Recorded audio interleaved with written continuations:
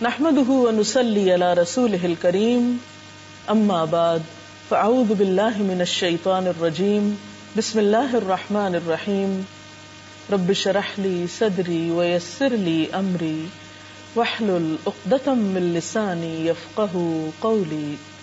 آج کی ہماری گفتگو کا موضوع ہے روزہ اور نماز۔ عام طور پر یہ بات دیکھنے میں آئی ہے کہ رمضان المبارک میں بہت سے لوگ روزے کا اہتمام تو کرتے ہیں، سحری اور افطاری کا اہتمام بھی ہوتا ہے، لیکن نماز سے غفلت برتتے ہیں۔ حقیقت یہ ہے کہ جس طرح روزہ اہم ہے اسی طرح نماز بھی اہم ہے۔ روزہ اگر فرض عبادت ہے تو نماز بھی ایک فرض عبادت ہے۔ رمضان سال میں ایک مرتبہ آتا ہے تو نماز دن میں 5 دفعہ ادا کرنے کا حکم ہے۔ نماز اللہ سبحانہ وتعالی سے ملاقات کا ذریعہ ہے، اپنی محبت کے اظہار کا ذریعہ ہے، اپنی اطاعت کے اظہار کا ذریعہ ہے۔ نماز کے بغیر دین مکمل نہیں ہوتا۔ نماز دین کی بنیاد ہے۔ نماز کو چھوڑنا دین کی بنیادوں کو ہلا دینا ہے۔ اللہ سبحانہ وتعالی قرآن پاک میں فرماتے ہیں ان الصلاۃ کانت علی المؤمنین کتابا موقوتا، کہ بے شک نماز مومنوں پر وقت کی پابندی کے ساتھ فرض کی گئی ہے، یعنی اس کے فرض ہونے میں، اس کے اہم ہونے میں کوئی شک و شبہ کی گنجائش نہیں۔ بار بار قرآن پاک میں آتا ہے وَأَقِيمُوا الصَّلَاةَ وَآتُوا الزَّكَاةَ، نماز قائم کرو اور زکوٰۃ ادا کرو۔ اگر قرآن پاک پر غور کیا جائے تو ہم دیکھتے ہیں کہ شاید ہی نماز سے زیادہ کسی اور چیز کے بارے میں اتنا تاکیدی حکم دیا گیا ہو یا اتنی زیادہ تکرار ملتی ہو۔ نماز دراصل ہمارے روزمرہ ہونے والے گناہوں کے کفارے کا بھی ذریعہ ہے۔ حقیقت یہ ہے کہ ہم سب انسان کسی نہ کسی طرح غلطی کر بیٹھتے ہیں، کوئی نہ کوئی گناہ ہم سے سرزد ہو جاتا ہے، لیکن جب ہم نماز پڑھتے ہیں تو ساتھ ساتھ گناہوں کی صفائی ہوتی چلی جاتی ہے۔ اس کے بارے میں ایک حدیث میں آتا ہے، حضرت ابو ہریرہ کہتے ہیں کہ نبی صلی اللہ علیہ وسلم نے فرمایا کہ تمہارا کیا خیال ہے کہ اگر تم میں سے کسی کے دروازے پر نہر بہتی ہو اور وہ اس نہر میں ہر روز 5 مرتبہ نہائے تو کیا اس کے بدن پر کوئی میل کچیل باقی رہ جائے گا؟ صحابہ کرام نے عرض کیا نہیں، کسی قسم کا میل کچیل باقی نہیں رہے گا۔ تو آپ صلی اللہ علیہ وسلم نے فرمایا یہی 5 نمازوں کی مثال ہے۔ اللہ تعالیٰ ان نمازوں کے ذریعے گناہ مٹا دیتا ہے۔ تو گویا دن میں 5 مرتبہ پاک صاف ہو کر اللہ پاک کے حضور حاضر ہونا انسان کی گناہوں کی معافی کا ذریعہ بھی ہے، اور انسان کے دل پر جو بوجھ آ جاتا ہے ان گناہوں کے ذریعے اس کو اتارنے کا سبب بھی ہے۔ پھر خاص طور پر مرد حضرات اگر مسجد میں جا کر نماز پڑھتے ہیں تو اس کا اجر و ثواب اور بھی زیادہ ہے۔ اللہ سبحانہ وتعالی ان کو اپنے ملاقاتی قرار دیتے ہیں۔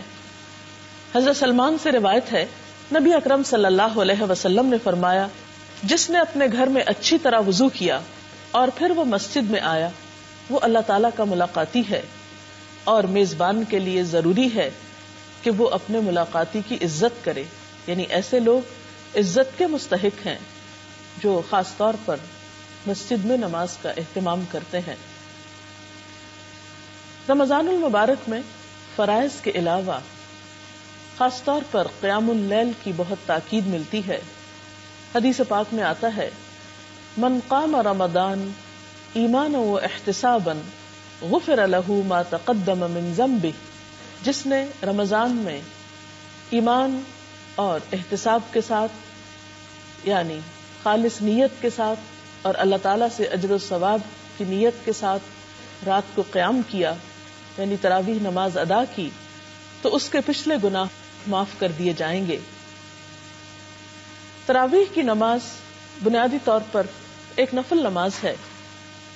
نبی صلی اللہ علیہ وسلم سے ہمیں یہ پتہ چلتا ہے کہ آپ نے رمضان کی آخری راتوں میں باجماعت بھی اس نماز کا اہتمام کیا۔ حضرت ابو ذر سے مروی ہے، کہتے ہیں کہ ہم نے آپ صلی اللہ علیہ وسلم کے ساتھ روزے رکھے، آپ نے ہمیں تراویح کی نماز نہ پڑھائی یہاں تک کہ رمضان کے 7 دن باقی رہ گئے، یعنی آخری عشرہ آ گیا۔ 23ویں رات کی 1/3 گزرنے پر آپ نے ہمیں تراویح پڑھائی، پھر آپ نے 24 شب کو نماز نہیں پڑھائی۔ 25ویں شب آدھی رات گزرنے پر نماز تراویح پڑھائی۔ ہم نے کہا یا رسول اللہ صلی اللہ علیہ وسلم، کیا ہی اچھا ہو اگر آپ رمضان کی باقی راتوں میں بھی ہمیں نفل نماز پڑھائیں۔ نبی صلی اللہ علیہ وسلم نے فرمایا، جس نے امام کے فارغ ہونے تک امام کے ساتھ قیام کیا، یعنی باجماعت یہ نماز ادا کی، اس کے لیے ساری رات کے قیام کا ثواب لکھا جائے گا۔ پھر آپ نے ہمیں نماز تراویح نہیں پڑھائی حتیٰ کہ 3 روز باقی رہ گئے، چنانچہ آپ نے ہمیں تیسری مرتبہ 27ویں شب تراویح پڑھائی، جس میں اپنے اہل و عیال کو بھی شامل کیا، یعنی خواتین بھی شامل ہوئیں، یہاں تک کہ ہمیں فلاح کے ختم ہونے کا ڈر ہوا۔ میں نے حضرت ابو ذر سے پوچھا فلاح کیا ہے؟ حضرت ابو ذر نے جواب دیا سحری، یعنی آپ نے اتنی طویل نماز پڑھائی کہ صحابہ کرام کو یوں محسوس ہوا کہ گویا سحری کرنے کا وقت بھی گزر جائے گا۔ سوال یہ پیدا ہوتا ہے کہ آپ صلی اللہ علیہ وسلم نے روزانہ کیوں نہیں نماز پڑھائی؟ آپ خود تو تہجد کا اہتمام باقاعدگی کے ساتھ کیا کرتے تھے۔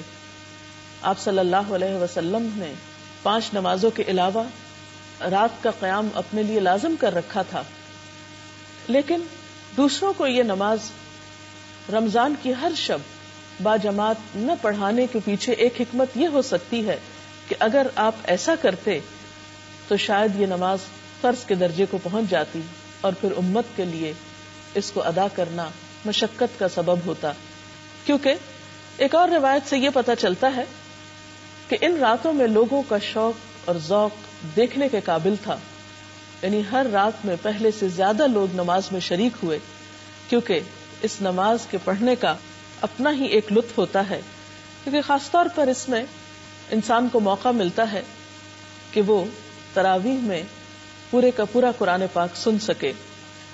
رات کے اس قیام کے علاوہ دن میں مختلف اوقات میں نوافل کا اہتمام کیا جا سکتا ہے، کیونکہ رمضان میں ایک نفل ادا کرنے کا ثواب عام دنوں کے فرض ادا کرنے کے برابر ہے، لیکن یہ یاد رہے کہ نوافل میں اعتدال بہت ضروری ہے۔ حضرت انس کہتے ہیں کہ نبی صلی اللہ علیہ وسلم نے فرمایا، نفل نماز اپنی طبیعت کی خوشی اور شوق کے مطابق پڑھو، جب طبیعت تھک جائے تو بیٹھ جاؤ۔ اس سے یہ بھی پتہ چلتا ہے کہ نفل نماز بیٹھ کر بھی ادا کی جا سکتی ہے، اور جتنی کسی کی استطاعت ہو اس کے مطابق۔ حضرت عائشہ کہتی ہیں کہ نبی صلی اللہ علیہ وسلم نے فرمایا، اپنی ہمت کے مطابق عبادت کرو، اللہ تعالیٰ کبھی نہیں تھکتا، یعنی وہ اجر دینے سے نہیں تھکتا جبکہ تم تھک جاتے ہو۔ یعنی ایسا نہ ہو کہ تم ایک کام شروع کرو اور اتنا زیادہ شروع کر دو کہ پھر اس کو نبھا نہ سکو، تو یہ عمل پسندیدہ نہیں۔ حضرت عبداللہ بن عمرو بن العاص کہتے ہیں کہ نبی صلی اللہ علیہ وسلم نے فرمایا، اے عبداللہ، تم فلاں آدمی کی طرح نہ ہو جانا جو رات کو اٹھا کرتا تھا پھر اس نے اٹھنا چھوڑ دیا۔ یعنی انسان ایک کام شروع کرے نیکی کا اور پھر کچھ دنوں کے بعد چھوڑ دے تو یہ بات درست نہیں۔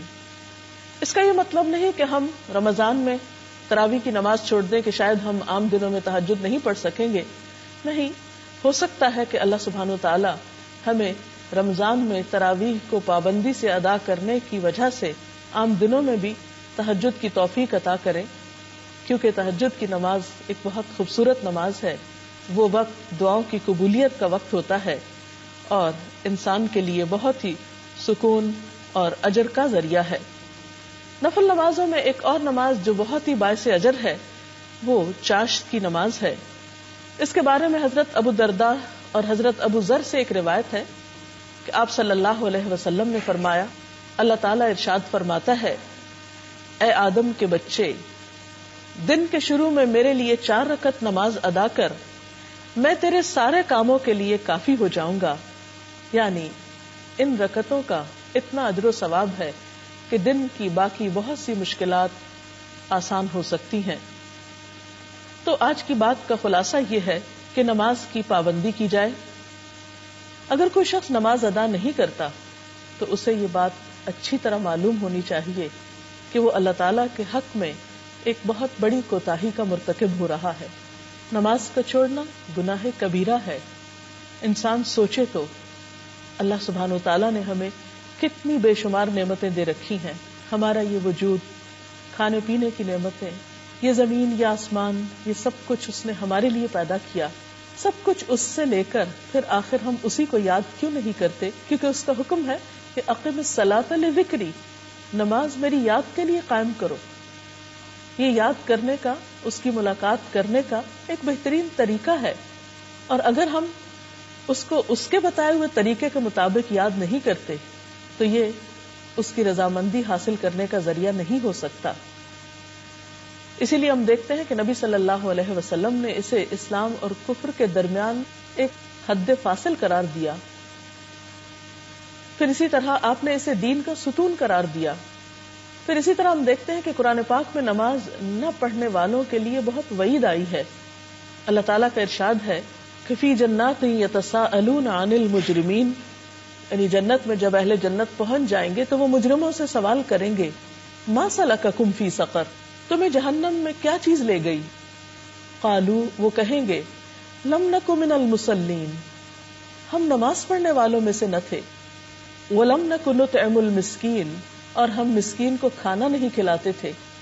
وکننا نخوض مع الخائضین، اور ہم بحثیں کرنے والوں کے ساتھ مل کر بحثیں کرتے تھے. ہمیں سوچنا چاہیے کہ کہیں ہم تو ایسے لوگوں میں شامل نہیں کہ جو اللہ تعالیٰ کے حقوق بھی پامال کرتے ہوں اور دوسری طرف بندوں کا بھی خیال نہ کرتے ہوں اور محض باتیں ہی بنانا جانتے ہوں. کیونکہ کوئی بھی کام محض باتیں کرنے سے نہیں ہوا کرتا جب تک کہ عملی طور پر کوشش نہ کی جائے. اور یہ بات بھی یاد رہے کہ قیامت کے دن پہلا سوال نماز کے بارے میں ہوگا. اگر پہلے ہی سوال میں فیل ہو گئے تو باقی چیزوں کا کیا ہوگا؟ اس لیے ہم سب کے لیے یہ بات ضروری ہے کہ ہم رمضان کو ایک بہترین موقع جانتے ہوئے اپنے آپ کو نماز کا پابند بنائیں. کیونکہ روزہ ہمیں ایک ایسی فضا مہیا کرتا ہے، ہمیں روحانی طور پر ایسی طاقت عطا کرتا ہے کہ جس میں ہمارے لیے یہ بات آسان ہو جاتی ہے کہ ہم اللہ تعالیٰ کی طرف رجوع کریں. مثلا یہ کہ عام طور پر اگر صبح کے وقت اٹھنا مشکل لگتا ہے تو رمضان میں سحری کے لیے تو اٹھا ہی جاتا ہے. اگر 30 دن تک ہم صبح کے وقت فجر کی نماز پابندی کے ساتھ ادا کریں تو انشاءاللہ تعالیٰ ہماری عادت بن جائے گی اور رمضان کے بعد پھر اس عادت کو قائم رکھنا مشکل نہ ہوگا. اسی طرح اگر رات کو تراویح پڑھی جا رہی ہے تو بعد میں بھی عشاء کی نماز بھاری نہ ہوگی.